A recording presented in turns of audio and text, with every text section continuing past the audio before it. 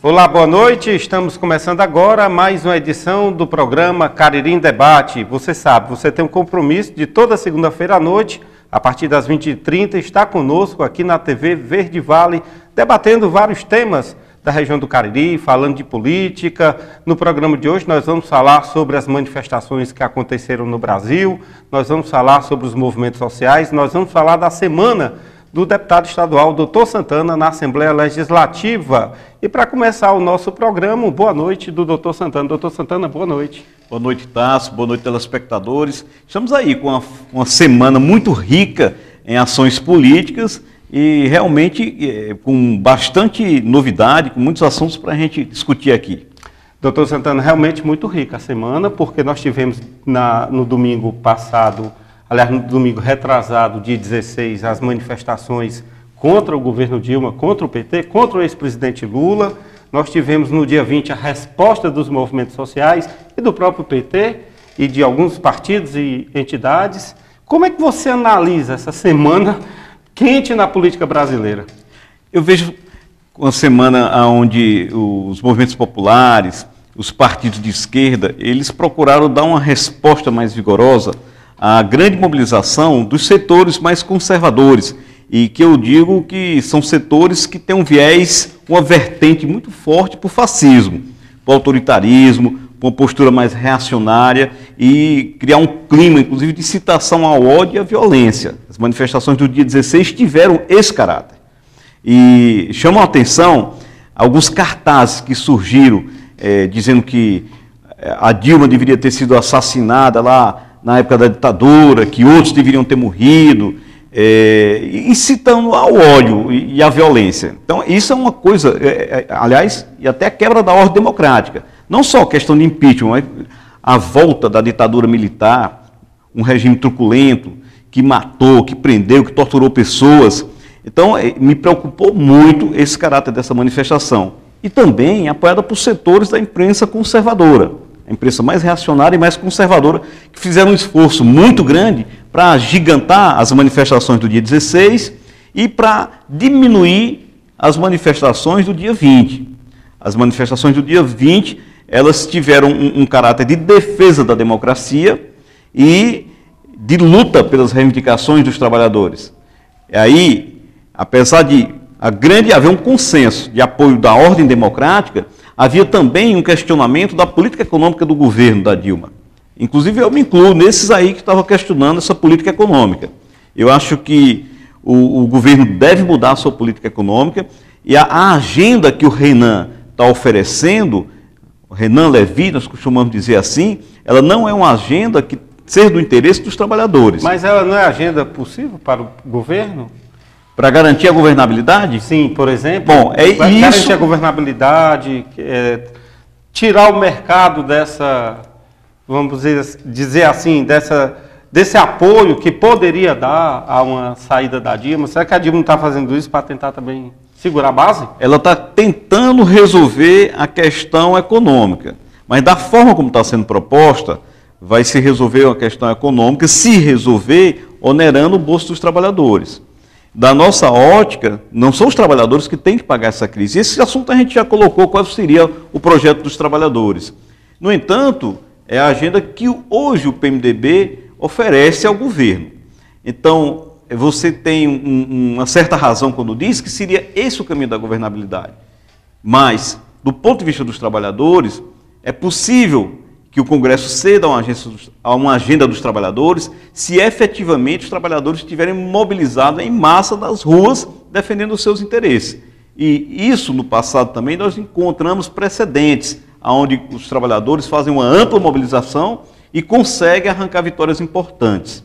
Então, isso aí depende muito da correlação de força do momento que a gente vive. Você tanto não lembra aquela época dos anos 80, da pressão popular na Constituinte, seria uma reedição disso? Eu lembrei agora, né? É claro. O movimento sindical... Bom, você fez parte do movimento estudantil, você sabe que são muitas... A gente foi para bater em Brasília, né? A própria Constituinte, em 88, ela teve avanços expressivos por conta das intensas mobilizações. E, obviamente, que ainda ficaram muitos resquícios do autoritarismo, da ditadura.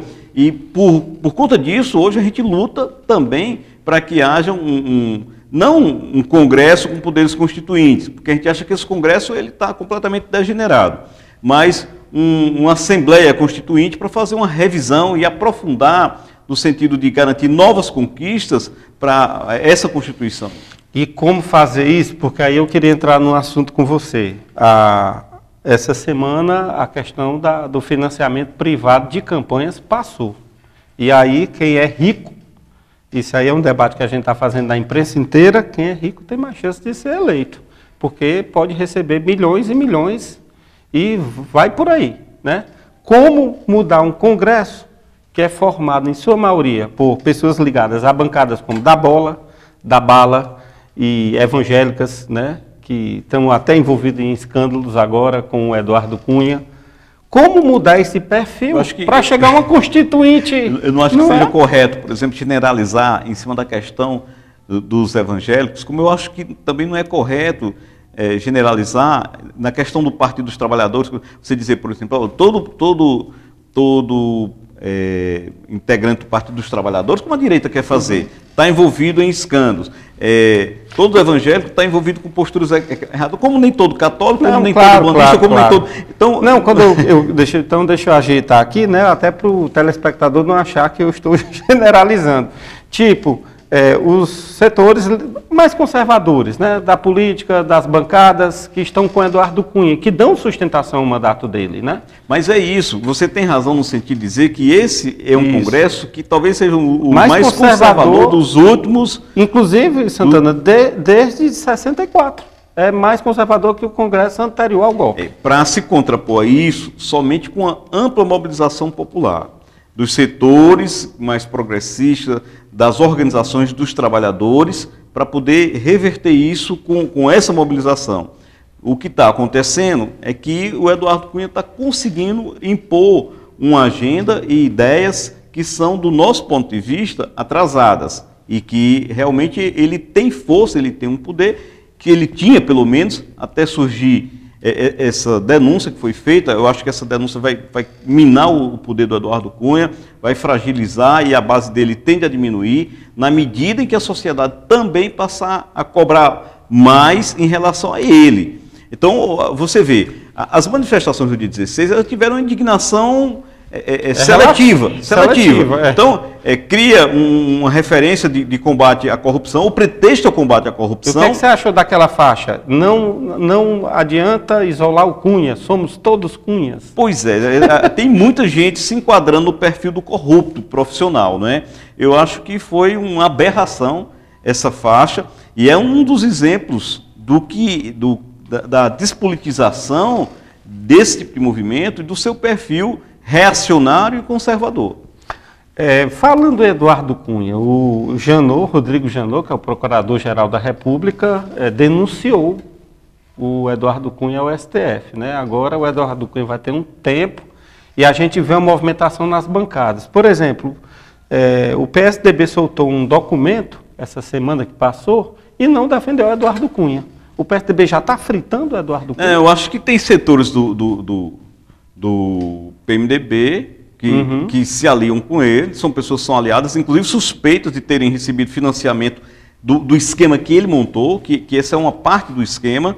E existem setores de outros partidos que teriam sido também financiados por ele. Na verdade, ele montou uma estratégia já de longo prazo, onde teve apoio financeiro para muitos deputados federais eleitos, já com o compromisso de trabalhar a eleição dele como presidente.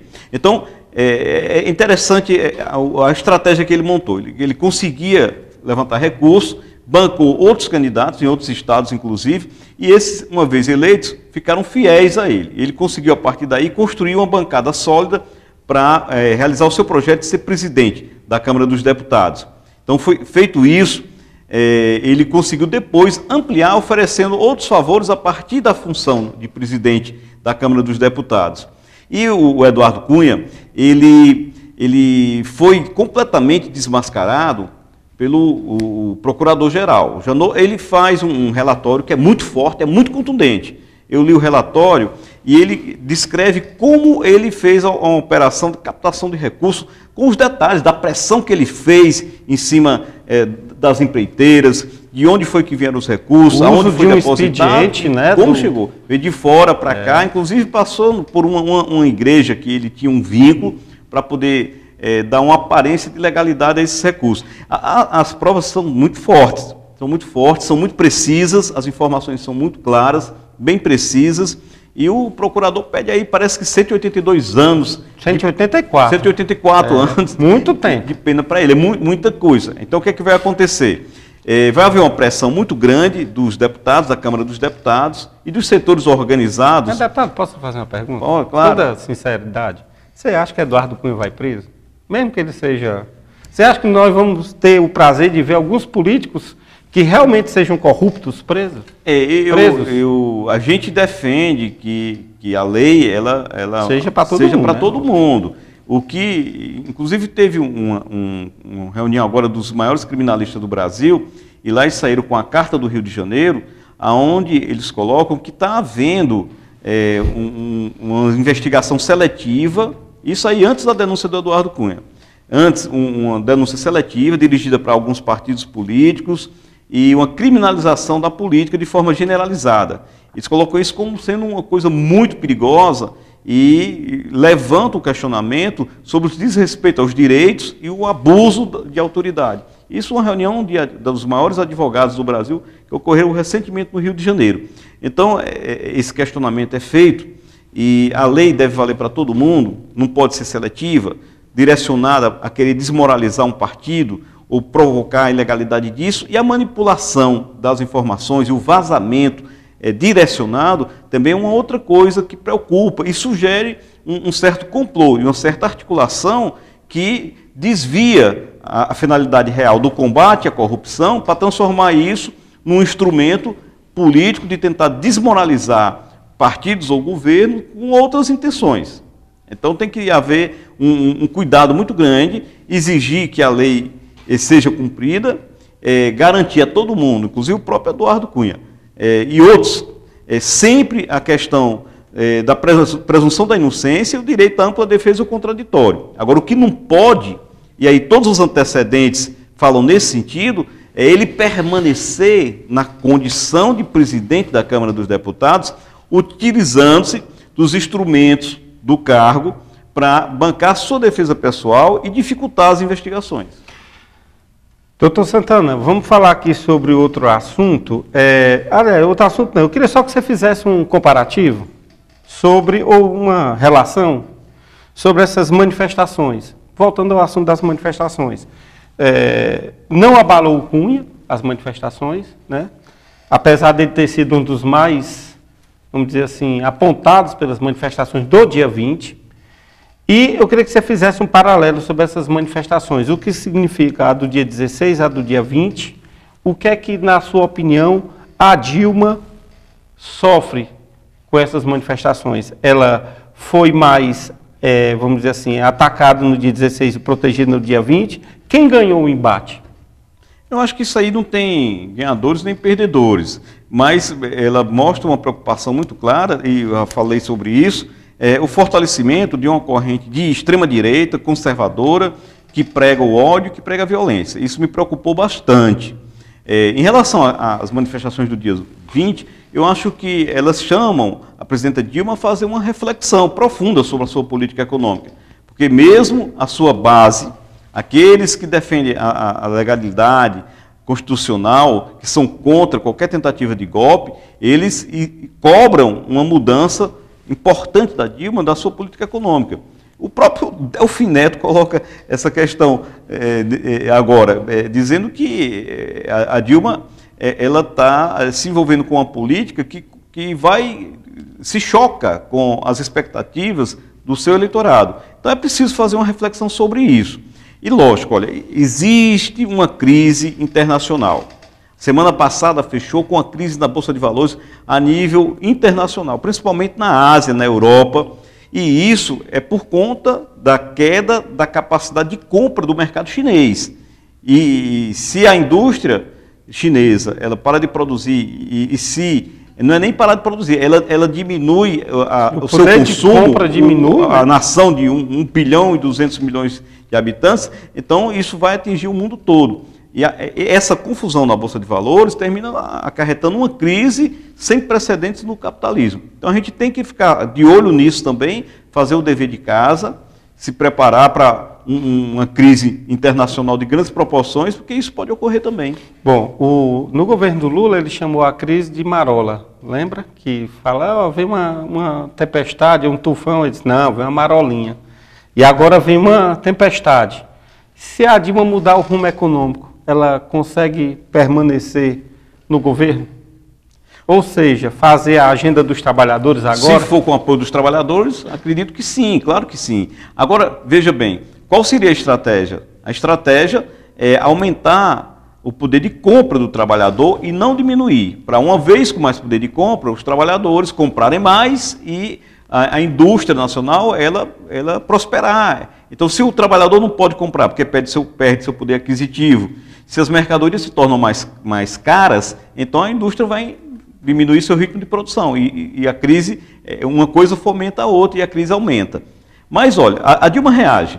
Veja bem, vai lançar o programa Minha Casa Minha Vida, liberar mais recursos para a construção de casas, a construção civil emprega muita gente, aquece o mercado da indústria de construção civil, isso é importante. Há uma obra grande, um passo, já 77% da obra realizada, que é a transposição do São Francisco. E é interessante a gente ver as imagens que são impressionantes. A Dilma veio agora aqui, Cabrobró, né? É Pernambuco? Cabrobró. É Pernambuco, né? Aí veio para inaugurar a primeira fase do grande reservatório que vai distribuir a água para os outros estados, e a partir desses reservatórios, os estados vão se encarregar de fazer a distribuição dentro de cada área da sua responsabilidade, né? Então, isso é importante e mostra que o governo está reagindo e está criando uma agenda positiva, inclusive com investimentos, para superar essa crise. Doutor Santana, a Dilma vai rodar o Nordeste, não? Porque foi no Nordeste, o Nordeste é para a Dilma, que o Cariri é para o Camilo, não é? É isso, mas eu acho que a Dilma está rodando... Eleitoralmente, né? Foi aqui ela que teve Juazeiro da Bahia recentemente teve Juazeiro da Bahia, na inauguração, na entrega lá de 1.480 casas do programa Minha Casa Minha Vida, lá em Juazeiro da Bahia. E depois, agora, já na sexta-feira, ela teve em Pernambuco, em Cabral-Bró, e também acho que teve em Recife. Assim, e ela vai vir para o Crato, porque tem Minha Casa Minha Vida para entregar lá. Tem Minha Casa Minha Vida no Crato, tem outros pontos do Ceará também. Então, logo ela deve estar passando por aqui também. Ok. Bom, nós encerramos esse bloco, a gente volta já falando sobre a semana do Dr. Santana na Assembleia Legislativa. Vamos falar dos debates, ações, projetos e as polêmicas também.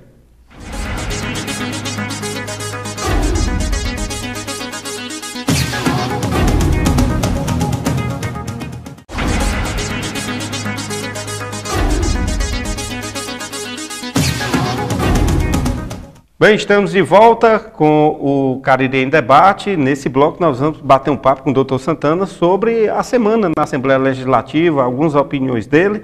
E, doutor Santana, começar com as polêmicas, né? No plenário, os debates quentes, né? Nós estamos praticamente numa pré-campanha, né? A gente pode dizer assim. Você sabe que essa história da pré-campanha, ela começa na Assembleia, você sente bem, né? Então, aconteceram polêmicas lá sobre vários municípios, sobre Maracanaú, sobre Tauá, Crateús. Então, Juazeiro não entrou não? Não, Juazeiro não, até porque... Está calmo? Eu fico muito à vontade lá, porque, na verdade, não estou colocando como sendo prioridade usar a tribuna para ficar fazendo crítica ao prefeito Raimundão. Então, quando tem alguma coisa que é relevante, a gente coloca nas emissoras, coloca nas nossas páginas. E também não acho que seja pertinente você fazer dali como se fosse uma espécie de Câmara de Vereadores. Então, se tiver uma coisa muito importante, a gente coloca de forma também muito clara e sem muito proselitismo. Mas os outros municípios dominou muito isso. E, obviamente, essa questão das manifestações. Então, aqueles que são favoráveis à manifestação do dia 16 procuraram já continuar a repercussão e criticando as manifestações do dia 20. E nós fizemos a defesa do dia 20. Como tem sido a postura do PMDB? O PMDB, ele normalmente tem feito de conta lá que não faz parte do governo federal. É como se o Michel Temer não existisse, como se eles não tivessem ministério nenhum. É como se o Eunício Oliveira também não tivesse nenhum cargo federal. É, como se ele não fizesse parte do governo de forma nenhuma. Então, hoje, inclusive, eu tive, na verdade, na semana passada, tive um debate com dois deputados, né, e sendo a deputada Silvana, que é do PMDB, e eu disse para ela, olha, toda vez que você fizer uma crítica ao Partido dos Trabalhadores, ao governo, eu vou dizer que é o meu partido e o seu partido que estão lá, porque é o Michel Temer, o governo da Dilma e do Michel Temer. Inclusive com ainda o Renan propondo uma agenda que não é do nosso interesse. Ela ficou assim, fazendo uma reflexão, porque às vezes é preciso você lembrar as pessoas. Então a gente fez um pronunciamento.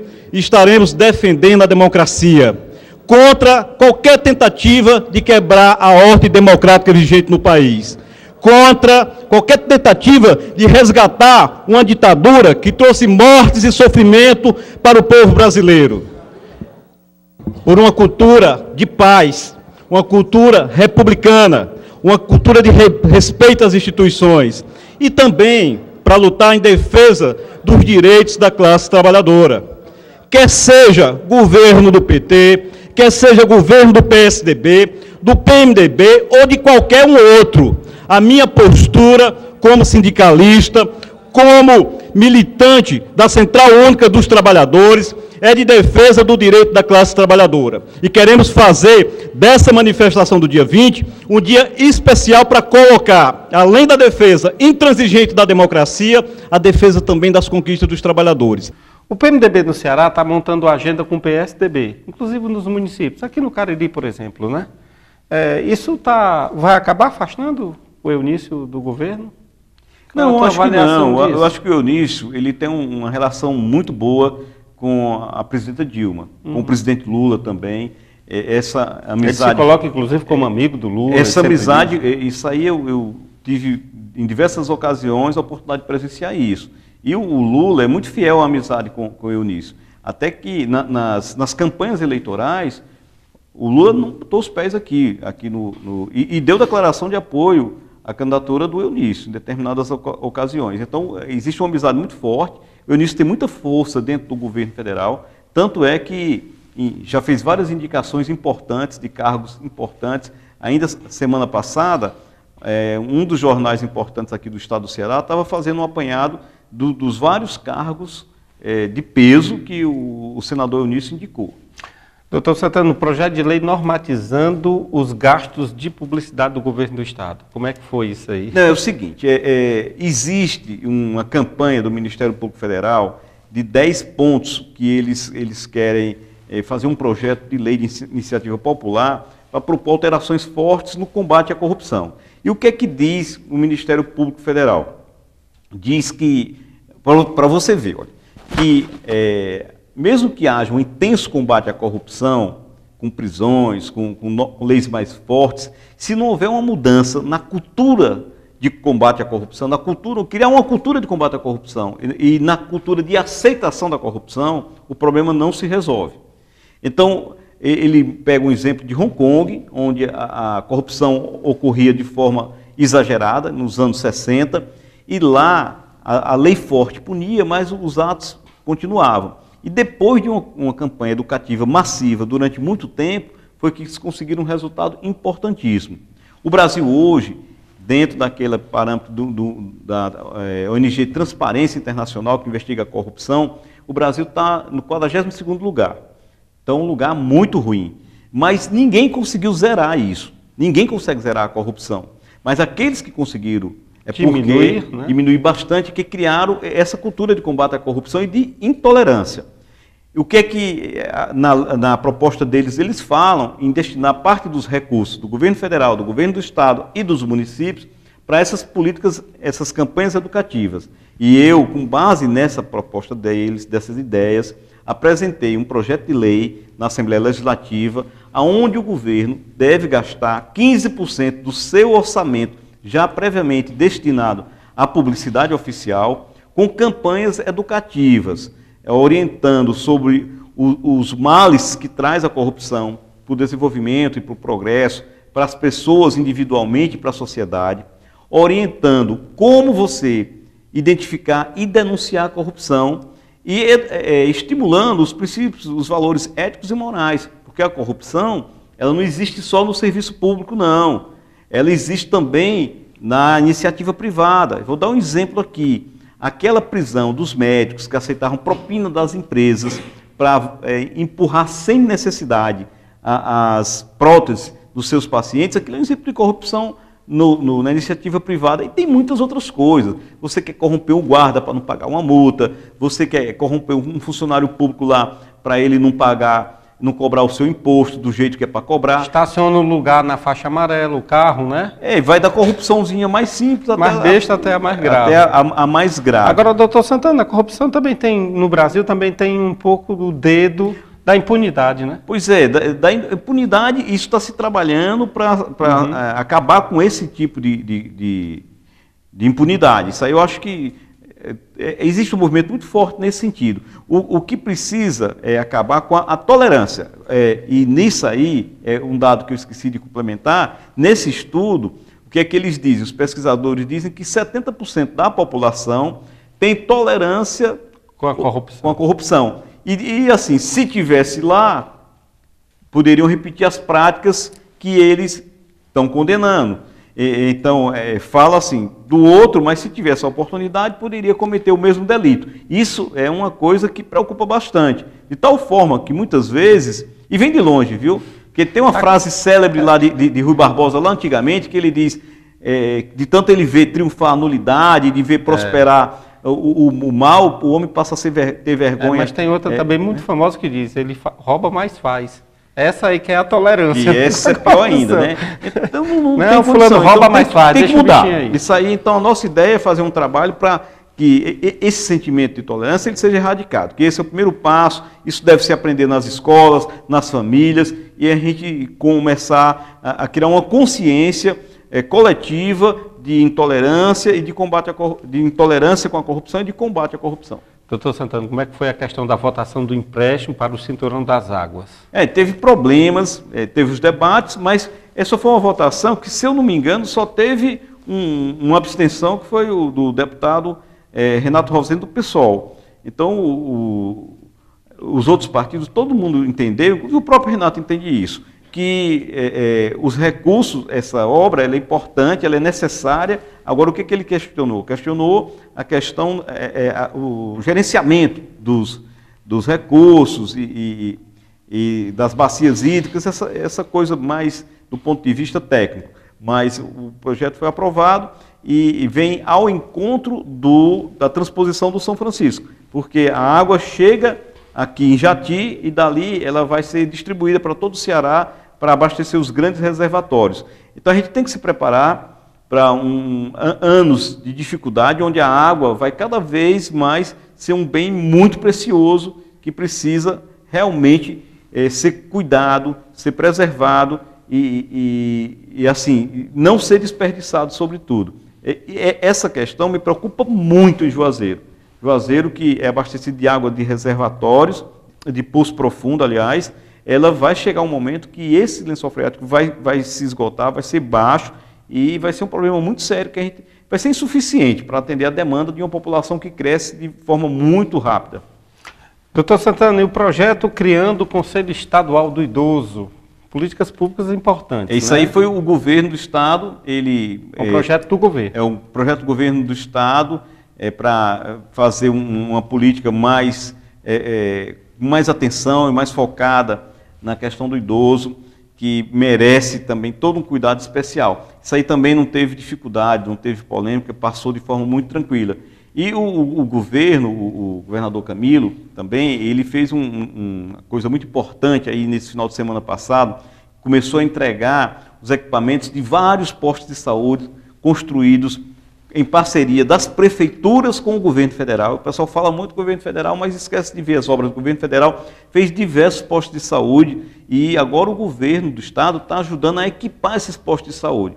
E tem um convênio que ele está fazendo, que a cidade que tem até 10 postos vai ganhar um kit com vários equipamentos para funcionar os postos de saúde e uma ambulância. Entre 10, acima de 10 e até 20, 2 ambulâncias e kits com equipamentos de aerosol, com vários equipamentos para bem funcionar os postos de saúde. E acima de 20 PSFs são 3 ambulâncias e mais equipamentos para que esses postos funcionem bem. Então aí Juazeiro vai se enquadrar aí, fazendo uma parceria, nesses postos, nesse nível de postos, acima de 3 ambulâncias, né? Agora, o governo cobra das prefeituras algumas metas. Eles querem que os programas de saúde da família existam em pelo menos 70% das áreas, dando assistência, haja uma cobertura que ele chama de 70%. Juazeiro tem isso, a não ser que tenha regredido. Que as campanhas de acompanhamento das gestantes, elas tenham pelo menos 7 consultas durante o pré-natal. E um percentual de pelo menos aí, em torno de 53% das gestantes, elas tenham essa cobertura do acompanhamento, que é muito importante, as consultas de pré-natal. E se atingir essas metas, então vai ter direito a esses kits e as ambulâncias. É uma coisa que realmente é necessária. É uma espécie de contrapartida. É uma contrapartida do município. Doutor Santana, e para essa semana, o que é que tem, assim, o que é que você está pensando? Algum projeto, alguma ação? O que é que você está pensando para a pauta dessa semana na Assembleia? A pauta dessa semana na Assembleia, ela deve refletir muito do cenário que ocorre a nível nacional. Então, vai ter muito debate sobre a questão nacional, né? Nacional, do Eduardo Cunha, essa coisa, a Agenda Brasil, que o Renan está propondo, ela também vai refletir, e a discussão lá sobre...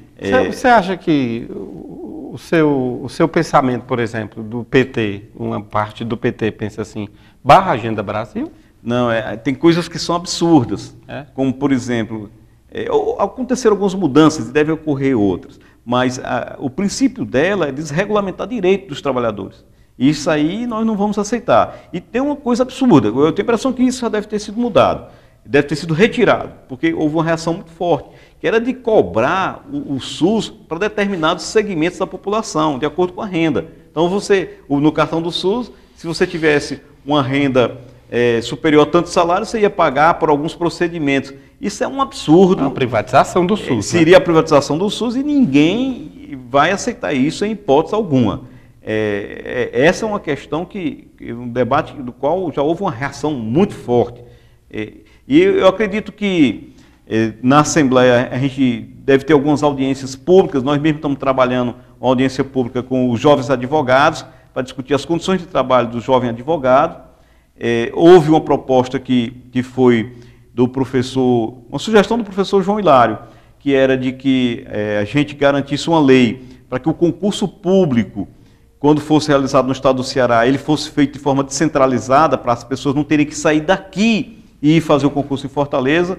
Mas aí o capitão Wagner fez um projeto de indicação com esse conteúdo, eu fiz um projeto de lei. Eu não sei como é que... O projeto de indicação é uma sugestão, e o projeto de lei, se aprovado, ele tem uma força maior, ele já é uma coisa que traz uma definição. Qual é o problema? É saber se a Procuradoria da Assembleia Legislativa vai aceitar a capacidade nossa de legislar sobre esse assunto. Do meu ponto de vista, não tem nenhum problema. Mas lá, às vezes, eles pensam, interpretam a coisa de forma diferente, porque acham que isso pode gerar gastos extra para o Estado e, na verdade, do meu ponto de vista, não tem absolutamente impacto nenhum essa descentralização. A gente volta já já.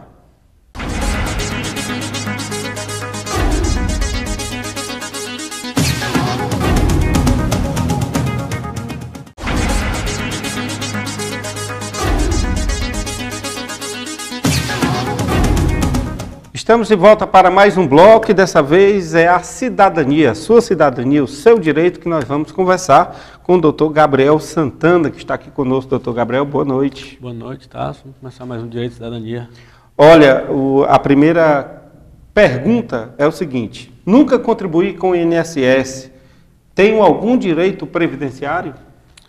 Inicialmente, quem não contribuiu com o INSS não vai ter nenhum direito, à exceção daqueles que são trabalhadores rurais, os pescadores que são chamados segurados especiais. Nessa situação, não necessita de contribuição previdenciária, basta que comprove o efetivo trabalho na roça ou na atividade de pesca para que consiga o direito. Mas, via de regra, quem não contribui não tem direito a benefício, à exceção desses dois casos que eu citei. Então, vamos falar assim, doutor Gabriel, na zona urbana, em tese não teria. Ou não tem Exatamente. direito. Então, aí você que é da zona rural daqui do município, que é dos sítios da região, que trabalha de roça, que sempre trabalhou nessa atividade, não precisaria contribuir com a Previdência para ter direito à sua aposentadoria ou qualquer outro benefício que você venha a necessitar. Mas se for um trabalhador urbano, não, tem que haver uma contribuição à Previdência, sim. Doutor Gabriel, uma telespectadora enviou a seguinte mensagem: fui contratada por 2 meses e após no segundo mês trabalhando, eu descobri, a telespectadora descobriu que estava grávida. Gostaria de saber, tem algum direito? Sim, é um direito assegurado na própria Constituição, que a gestante ela tem uma estabilidade no emprego. Então, desde o momento que ela descobriu que estava grávida, até 5 meses após o parto, ela tem estabilidade nesse emprego. Quer seja um emprego por tempo determinado, quer seja um emprego de 2 meses ou 3 meses por um prazo determinado. Mas ela tem direito a essa estabilidade desde a confirmação da gestação até 5 meses após o parto. Doutor Gabriel, mas isso tanto pode ser no serviço público como na iniciativa privada, né? Exatamente, exatamente. E aí ela pode também estar pleiteando o salário maternidade dela junto ao INSS e, eventualmente, se já tiver ocorrido a contribuição previdenciária. A mãe desempregada tem direito? Não teria direito ao salário maternidade porque não houve a contribuição. A exceção, volta naquele caso, do trabalhador que fosse segurado especial, do trabalhador rural. Mas o trabalhador urbano, que no caso não tem contribuição, ou aquela pessoa que não tem contribuição, não teria direito ao salário maternidade. A questão da estabilidade do emprego depende justamente da vinculação dessa pessoa a um emprego, a uma empresa. Olha, gente, se você quiser fazer alguma pergunta, alguma sugestão, ou algum questionamento sobre seu direito, sua cidadania, você passa o WhatsApp para o 8103-2704. Não tem um 9 na frente, é 8103-2704, é o WhatsApp do Dr. Gabriel. Dr. Gabriel, obrigado aí pelas respostas, pelas orientações, uma boa noite e até a próxima segunda. Até a próxima segunda. Bom, vamos agora falar da sucessão municipal, ou da pré-campanha, né, eleitoral aqui na cidade de Juazeiro. Doutor Santana, nós temos aqui uma listinha, pelo menos 12 nomes. Olha lá, Luiz Ivan, o Raimundo Macedo, o Tasso Magno, o Gilmar Benda, o Fabiano, radialista, o Normando Sócrates, o Dr. Regis, o Michel, da CDL, o Fernando Santana, o Demontier Fernandes, o Salviano, ex-deputado federal Manuel Salviano, e seu nome também consta aqui na lista. Tem ainda 12 nomes, né? O Cláudio Luz, Cláudio né, que agora Luz aparece.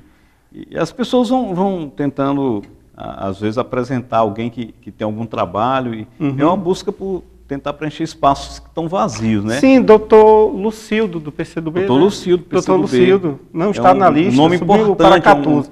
O doutor Lucildo tem um grande trabalho prestado aqui, a região do Cariri como um todo, né? Então é um nome que tem uma expressão profissional e isso termina se refletindo também na questão política. Bom, então vamos lá. O PT, já discutimos isso aqui, mas é bom sempre a gente... Eu acredito que o PT vai seguir a orientação do governador Camilo. Isso eu acredito. Então, esse período que o governador Camilo não se manifesta, algumas pessoas ficam tentando se projetar, até para cair na graça do governador. E eu acredito que outras forças políticas também vão querer o apoio do governador. O que é que eu defendo? Eu defendo que todos aqueles que apoiaram o governador Camilo, inclusive alguns que não apoiaram, mas que entendem a importância da sua liderança, que cheguem para o governador e conversem com ele, e ele senta com todo mundo. Primeiro se discute um projeto, e em seguida, quem é a melhor pessoa para conduzir esse projeto. Eu escutei várias pessoas falando, inclusive o próprio Fernando Santana, que ele seria o nome da preferência do governador. Então é importante, inclusive falei com o Fernando, para convidá-lo para vir aqui, para conversar com a gente sobre essa questão da sucessão. O Fernando, inclusive, ficou de marcar uma reunião nossa com o governador, que acho que é importante. E agora o governador ele está muito preocupado em resolver outras questões administrativas e diz que só vai deixar isso para discutir lá no próximo ano. Até lá, ficam as pessoas fazendo cada um o seu plano, o seu projeto, mas eu acho que poderiam essas forças se juntarem e já tentar fazer um esboço de um projeto político administrativo, traçar algumas diretrizes que eu acho que a população vai se interessar por fazer esse debate também. Doutor Santana, mas tem um outro lado, né? Tem as forças que são ligadas ao governador Camilo, tem forças ligadas ao senador Eunício Oliveira, tem o Tasso Gereissati rearticulando o PSDB, querendo candidaturas em Juazeiro, Crato, Barbalha e outras cidades da região, inclusive vai fazer um encontro aqui, o PSDB, estão até querendo trazer o Aécio Neves aqui.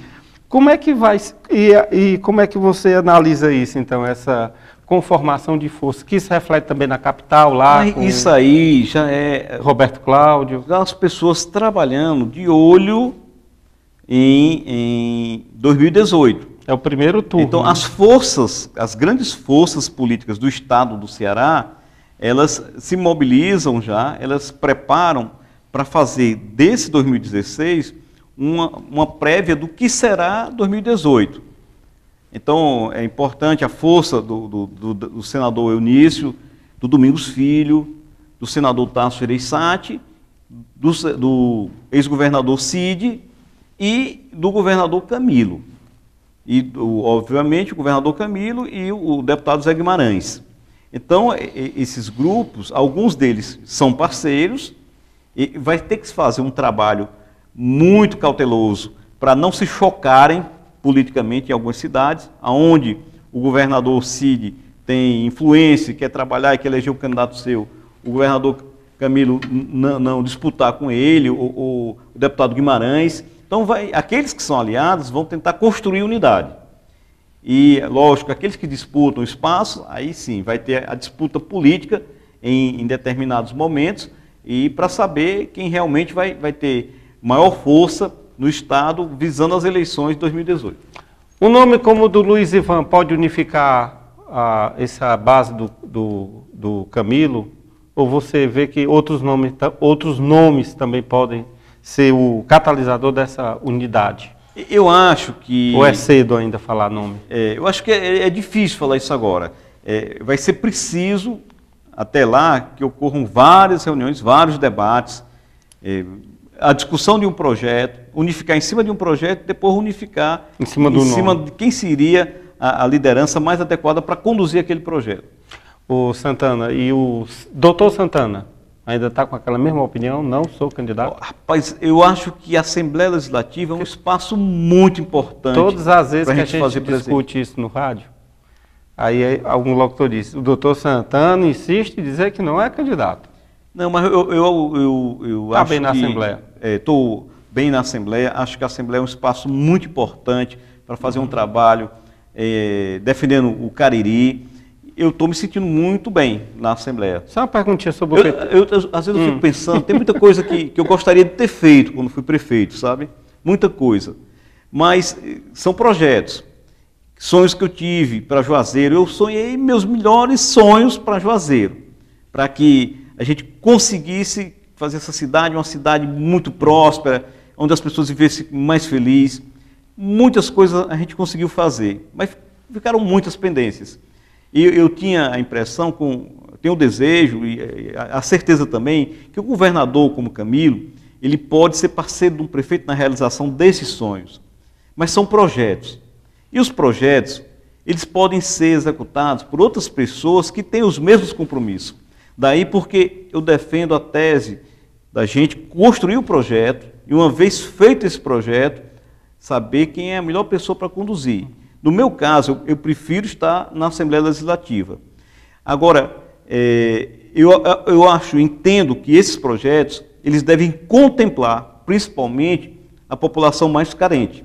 Deve começar retomando os projetos de moradia que foram interrompidos. A meta seria, no mínimo, 4 mil novas casas. Continuar com o projeto de saúde, da forma como a gente tinha começado, fazendo funcionar a UPA lá do João Cabral, reabrindo o Estefânia, fazendo voltar a funcionar os ambulatórios noturnos que nós começamos, fazendo funcionar novamente a emergência do pediatra do Hospital São Lucas, a UPA Frei Jeremias, fazer aquela grande escola de tempo integral lá do 13, que foi interrompida, Enfim. A questão do transporte, né? Melhorar o transporte urbano, coletivo, né? Tá eu acho ruim, que né? mas não está muito difícil de resolver isso. Isso deve passar, obviamente, por uma nova licitação. E deve se abrir espaço para as topics também. Porque aonde o ônibus não vai, e o vereador Cláudio Luiz colocou isso aqui semana passada, o vereador Cláudio Luiz, hoje ele visita os bairros e ele conhece muito bem a realidade de cada comunidade de Juazeiro.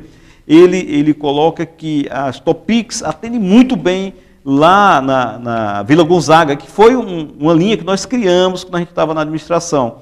Então, aonde o ônibus não vai, aonde não faz um serviço bom, as topics devem entrar para oferecer um serviço mais rápido, mais ágil. As pessoas perdem muito tempo nas paradas de ônibus aqui em Juazeiro. E isso não é justo, não é certo isso. Então, é necessário ir criando alternativas para os outros problemas que existem na cidade. A questão da educação, por exemplo. Retomar a qualidade do ensino. A educação deve ser uma prioridade. Ela é o maior instrumento de transformação. Os professores devem ter o seu justo reconhecimento pelo seu valoroso trabalho que prestam. Então, tem que se fazer o projeto. Tem que chamar a sociedade para fazer essa discussão, organizar o povo para lutar pelos seus direitos, pelas suas reivindicações. Isso é muito importante. E eu acho que esse é o motor da transformação, não só de Juazeiro, mas do Estado e também do país. Vamos aqui, só para fechar essa questão, doutor Santana, imaginar o seguinte: o Raimundão voltando, ficando, aliás, no cargo que ele está, é uma coisa. Mas se ele for afastado de novo, não vamos ter uma instabilidade, não? Aí ele pode voltar de novo, aí o Luiz Evo assume mais 45 dias, 60, depois sai. Como é que o senhor analisa isso? Essas coisas são muito difíceis da gente ficar fazendo previsões. Eu, por exemplo, achava que o Raimundão não iria voltar. E se voltasse, eu achava que ia haver uma série de outras ações que terminariam por interromper o mandato dele novamente. Eu acho que a situação seria muito mais crítica para ele do que o que foi com o primeiro afastamento. Então, as coisas de repente parece que deram uma parada, que ele conseguiu se estabilizar no governo. É pouco tempo ainda, mas me parece que ele demonstrou realmente ter força política capaz de influenciar em decisões que nós julgávamos que eram vencidas, né? Então, é difícil fazer uma previsão, mas acredito que se o Raimundão, se ele sentir o menor alívio, ele vai candidato à reeleição. Bom, vamos agora à dica de saúde com o doutor Santana.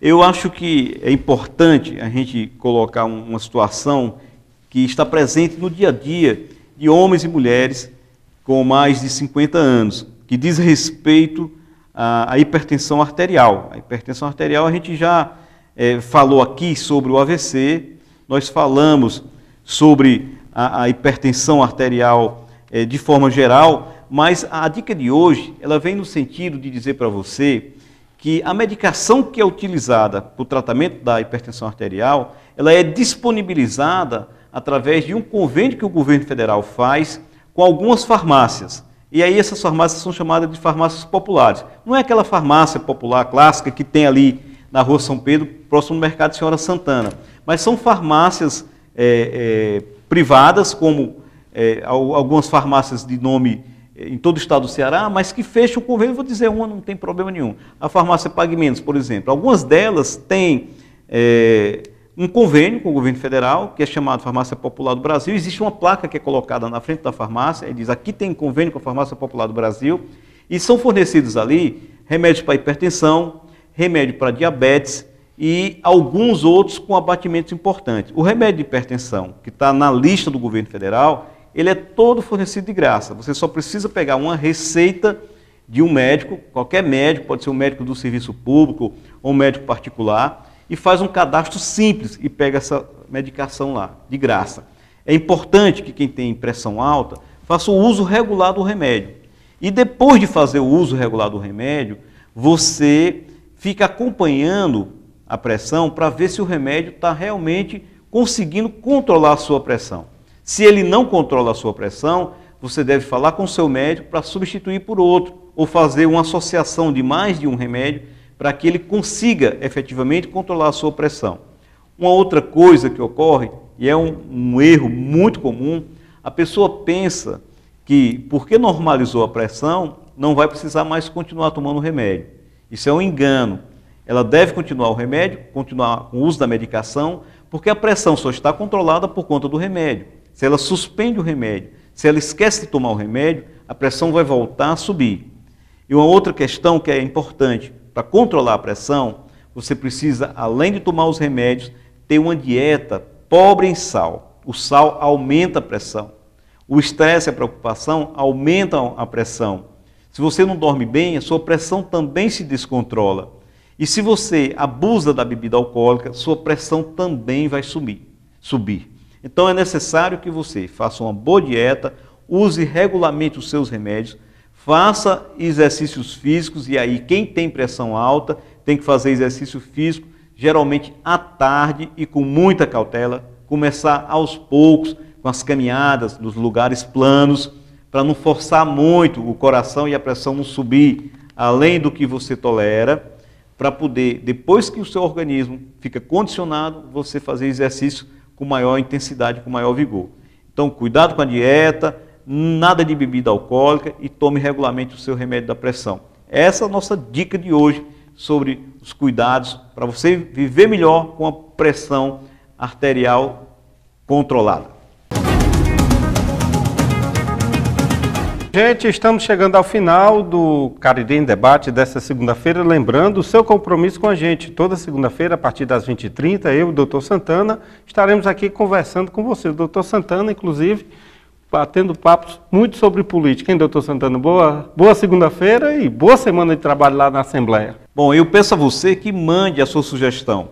Faça sua intervenção, sua ideia, seu projeto, sua crítica, sua sugestão. Esse programa, ele se fortalece na medida que você participa. E aquilo que você acha que é necessário que a gente defenda na Assembleia, eu estou aqui para ouvir, para ser o seu representante na nossa Assembleia Legislativa. Conto com o seu apoio. E o telefone vai aparecer aí, o nosso e-mail também. Não tem aquele 9 que botaram no WhatsApp, não. O Cícero Lúcio agora vai colocar o negócio bem bonitinho aí. Um grande abraço e até a próxima semana, se Deus quiser. Um abraço para vocês todos, uma boa semana de trabalho e a gente se encontra na próxima segunda-feira.